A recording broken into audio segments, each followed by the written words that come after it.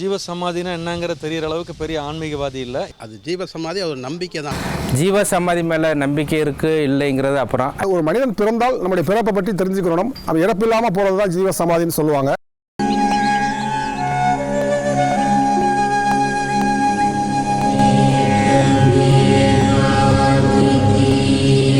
மனித உயிர் ஒரு நாள் இவ்வுலகை விட்டு பிரியும் என்பது உலகறிந்தது. உடலை விட்டு உயிர் பிரிந்து விட்டால் அது மரணம். ஆனால் உடலை விட்டு உயிர் நீங்காமல் இருக்க சித்தர்கள் கண்டறிந்த வழியை ஜீவ சமாதி. ஜீவ சமாதி அடைந்தவர்களின் ஆத்ம சக்தி அவர்களின் உடலை விட்டு நீங்காமல் பேராற்றலாக நிலைத்து நிற்கும். ராமநாதபுரத்தை ஆண்ட பூவளவத்தேவனின் மகன் முத்துவடுகன் உறவினர்களின் சூழ்ச்சியின் காரணமாக அரச குடும்பத்தை விட்டு வெளியேற்றப்பட்ட இவருக்கு அஷ்டமா சக்திகள் இருப்பதை உணர்ந்து சித்த வித்தையில் தன்னை ஆட்படுத்தி கொண்டார். 1833ஆம் ஆண்டு சிங்கம்புணரில் அவர் ஜீவ சமாதி அடைந்தார். அந்த இடம்தான் தற்பொழுது வாத்தியார் ஐயா கோவிலாக எல்லோராலும் அழைக்கப்படுகிறது. அவரது திருவுருவ சிலையானது அவராலே வடிவமைக்கப்பட்டது என்பது ஓர் சிறப்பம்சம். ஒரு உயிரோட சமாதி இறங்கினாருன்னு சொல்லுவாங்க, எனக்கு நான் கேட்டிருக்கேன். ஆனால் அவர் சமாதி எனக்கு உயிரோடு என் கூட இருக்கிறான்னு தான் நினைக்கிறேன். சமாதி ஆனவரில் நினைக்கிறேன். அவர் எங்கள் கூட மனிதராக இருக்கிறாரு. ஐயா உள்ளேருந்து வாழ்ந்துக்கிட்டே இருக்காரு. வர்றவர்களுக்கெல்லாம் ஆசீர்வாதம் கொடுத்துக்கிட்டே இருக்காரு.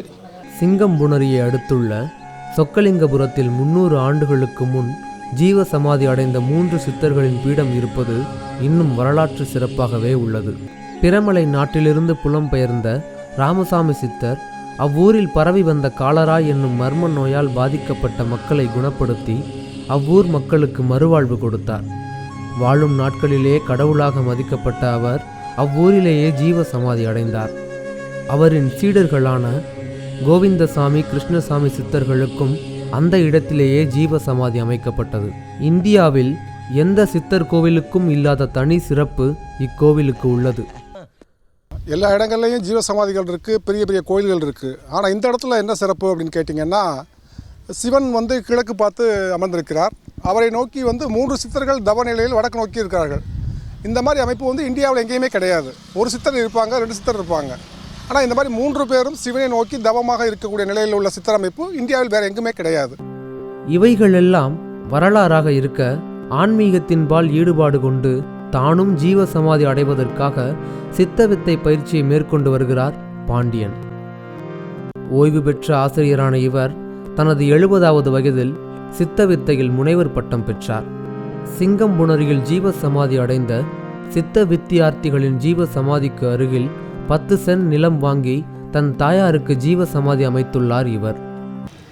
என் தாயார் 2 ஆண்டுகளுக்கு முன்னாடி மறைவானாங்க. அப்படி அவங்க மறைவு ஆகும்போது அவங்கள வயசு 96.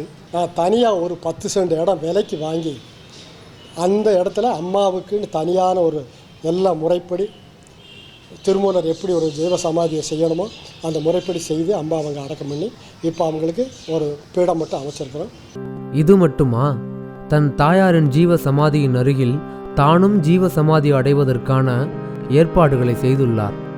அதற்கு பக்கத்திலேயே என்றைக்கு நமக்கு அந்த வாய்ப்பு இறைவன் கொடுக்குறாரோ அன்றைக்கு நமக்காக நம்முடைய நண்பர்களோ பிள்ளைகளோ என்ன செய்கிறது தோண்டணும், கட்டணும், கல் வேணும், மண் வேணும், அது இது தோண்டியெல்லாம் அலைய வேண்டாம் சொல்லி இப்போ எனக்கு உரிய ஒரு சமாதி பீடத்தையும் சரியாக கட்டி மேலாக மூடி வச்சிருக்கிறேன். ஜீவ சமாதி அடைந்தவர்களுக்கு உயிர் இருக்குமா, அவர்களின் உடல் கெடாமல் இருக்குமா என்ற சந்தேகங்கள் எழுந்த வண்ணம்தான் உள்ளது.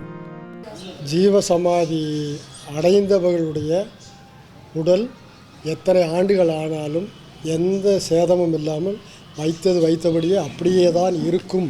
ஜீவ சமாதி பண்ணும்போது தரையில் வில்வம், துளசி 2ஐயும் கலந்து பரப்ப வேண்டும் ஒரு 1/2 அடி உயரத்துக்கு.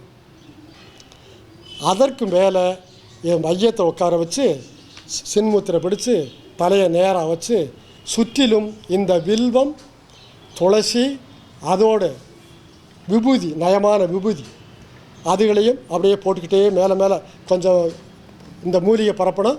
அதுக்கப்புறம் அது பறக்கணும், அந்த விபூதி பரப்பணும். அது மாதிரி அடுக்கடுக்காக இப்படி வரும்போது கழுத்து வரைக்கும் வந்துடும், உயரம் வந்துடும். அது வரைக்கும் போடணும்.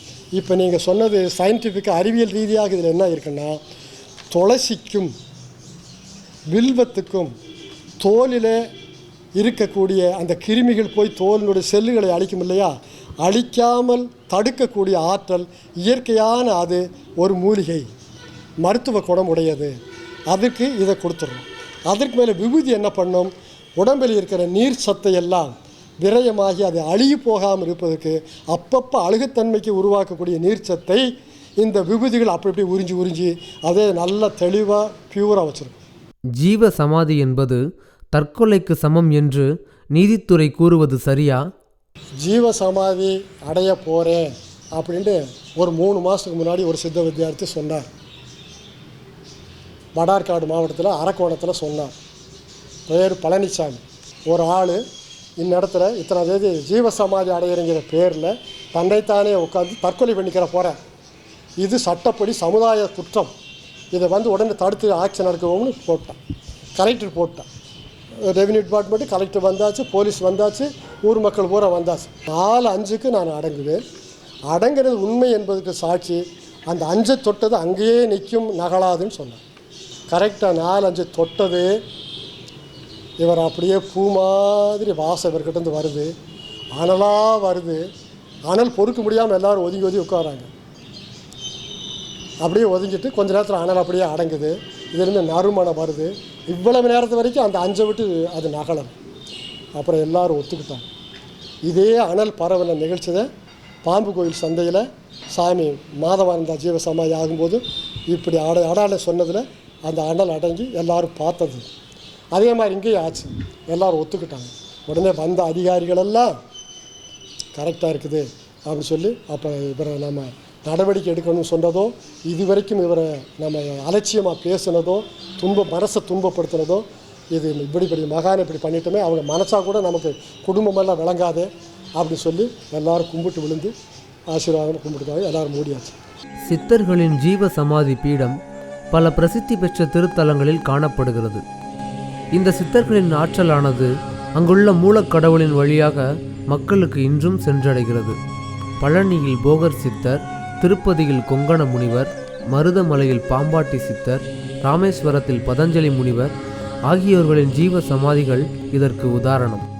சுவாமி சிவானந்த பரமஹம்சரின் வழியில் ஜீவன் நிலைக்கும் இந்த ஜீவ சமாதி நிலையை எட்ட பல ஜீவர்கள் ஜீவித்து கொண்டிருப்பதை காணும்போது சித்த வித்தை என்பது மேலும் பல தலைமுறைகள் தொடரும் என கண்கூடாக தெரிகிறது.